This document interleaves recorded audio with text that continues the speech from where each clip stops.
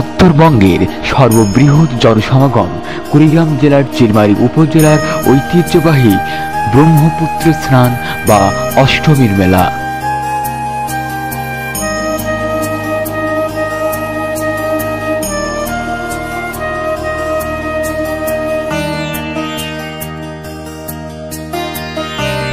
প্রতি বছর চৈত্রের শুক্লাষ্টমী তিথিতে এই মেলা অনুষ্ঠিত হয়ে থাকে।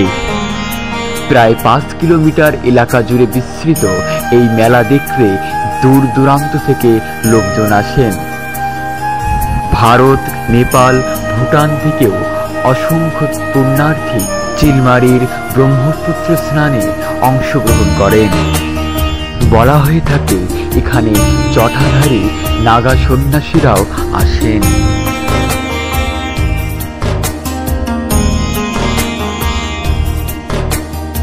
পুরাণকার বলেন, ব্রহ্মার অংশজাত, তাই তিনি ব্রহ্মপুত্র। শান্তনু মুনি ও স্ত্রী অমঘার গর্ভজাত সন্তান ব্রহ্মপুত্র।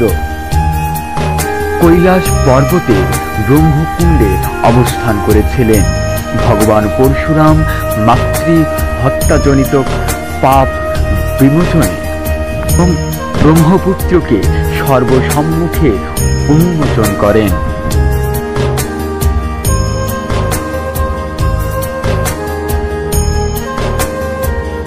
চিলমারীর ব্রহ্মপুত্র স্নান মেলাকে কেন্দ্র করে চিলমারীর হাটে বাজারে সারা মাস ব্যাপী মানুষের মিলন মেলা অনুষ্ঠিত হয়ে থাকে।